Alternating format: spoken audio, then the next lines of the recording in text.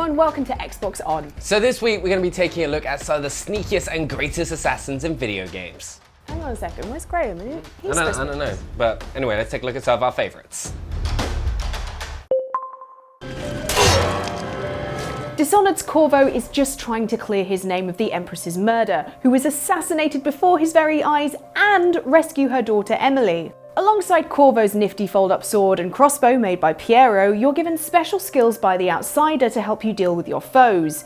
You can blink around them or knock them out, remaining completely unseen, or you can go in guns blazing and conjure a load of rats to eat their legs off. See, you have a choice: become the assassin you were accused of being, or be good and find alternate ways to deal with the guards and your targets, such as cutting out their tongues and sending them to work in the mines for the rest of their lives, or letting a man who's been obsessed with them for years take them away to live with him. I'm sorry, what? Those are the good options. Well, at least you can distract yourself from the guilt by admiring Corvo's ridiculously cool mask. Yeah.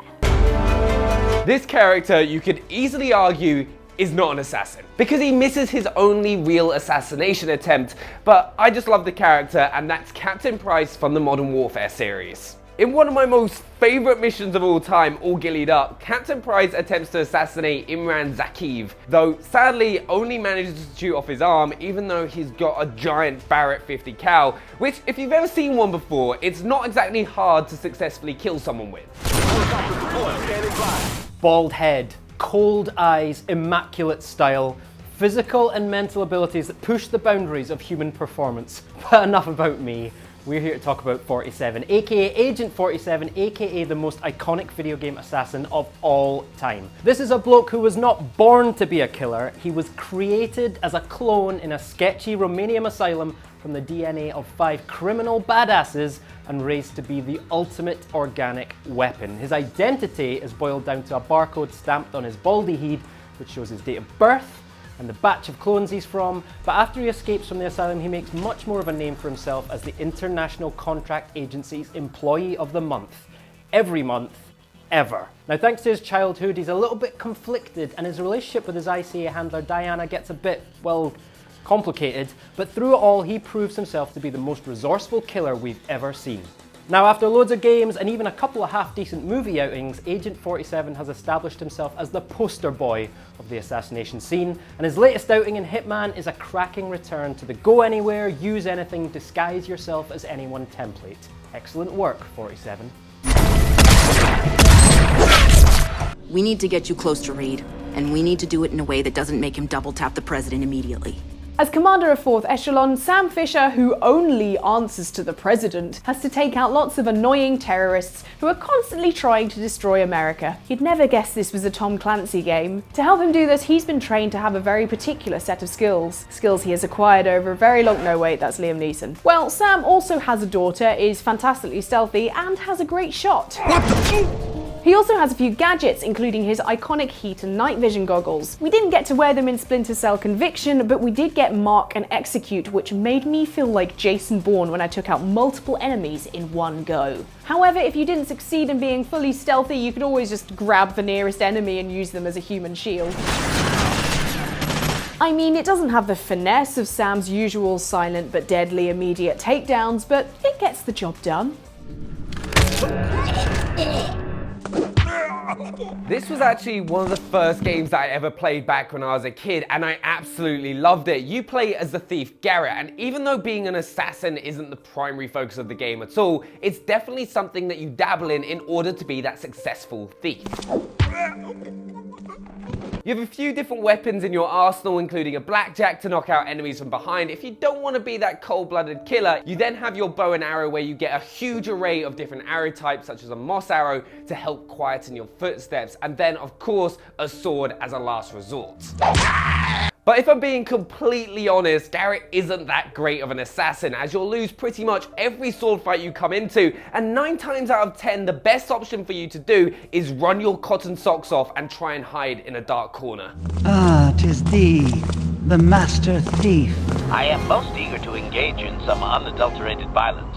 Statement. HK47 is one of the best video game assassins in history, not just because he loves dishing out some unadulterated violence, but because he has a cracking line in banter to go along with it. This is a droid built specifically to kill, who looks down on humans as meatbags who are cursed with bulbous slushiness, and has terminated hundreds of marks over his career, and he still finds time to trot out some of the most memorable lines in Star Wars history in that droll English accent. Sorry, Master. My optical sensors simply pick up all the water sloshing about inside your flesh coating. It is unpleasant. His total devotion to his master only makes this even more of a laugh. HK-47, and by the way, what is it with assassins and the number 47? Anyway, HK-47 is the equivalent of a loyal puppy dog that also happens to be a tank driven by the most callous of murderers. He stands out in a universe of Star Wars bounty hunters and assassins that features some other crackers. Starkiller from The Force Unleashed is worth a mention too, since he started out as Darth Vader's personal assassin. But let's be honest, HK-47 would absolutely batter him. I wish to meditate upon the face of my former meatbag master as he was electrocuted. I find it most soothing. So the Assassin's Creed series has so many assassins to choose from. Ellen, you can choose one. I mean, there's Altair, the original of the series. One. Then there's Ezio, the lovable Italian rogue who's in my favourite Assassin's Creed game, Brotherhood. That's not one. But I think I'm going to have to give a mention to two of my new favourites, Jacob and Evie Fry. That's two. They count as one, okay? With the addition of tools such as the fabulously lethal cane sword and the grappling hook, the Fry twins show players an assassin's view of London. I love that they both have fabulous wardrobes and slightly different approaches to people, life and assassinations, with Evie preferring stealth and Jacob preferring to go in fist first. I'm a big fan of stealth, so Evie's my fave. They're fun and charming characters as opposed to some of the series' more stoic and serious characters. Connor, Arno. So they've fast become fan favourites. I for one love running around London as them, taking out Templars with the iconic hidden blade. Oh, and I particularly love how they talk to horses. Easy go. Who's a good horse? You are. I personally think having your very own in-game avatar as one of the most feared assassins in the realm is the obvious choice, just like you can do in Skyrim through the Dark Brotherhood. You work your way through the ranks from just being a common murderer all the way to being the Night Mother's listener, where you then go on to assassinate Emperor Titus Mede II. Though, spoiler alert, this does almost lead to everyone within the Dark Brotherhood being killed, as you get betrayed and end up actually killing a dummy emperor instead. But on the bright side, you get to hang out in the Night Mother's coffin, which is a bit sick and twisted when you look at it, really.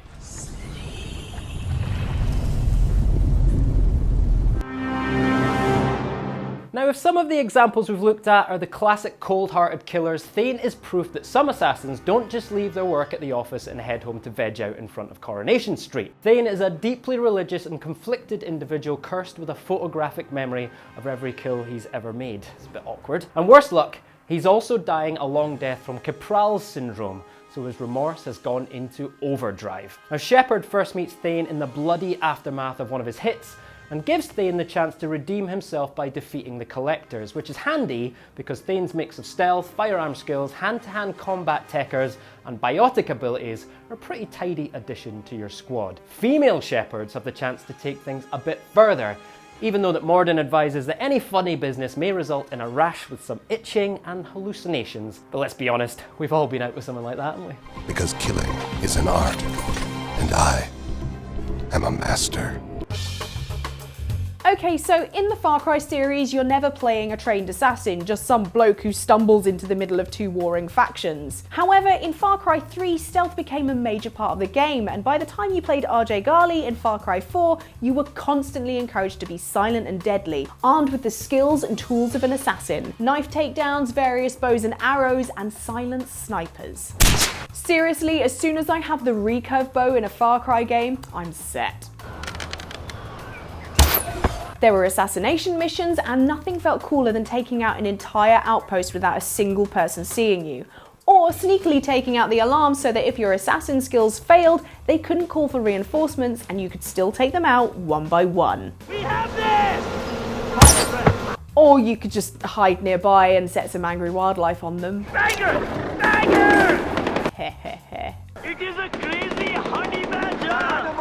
Alright folks, job done. Those are some of our favourite skilled assassins in video games. Make sure you leave a comment below to tell us your favourites and subscribe to Xbox On for much more just like this.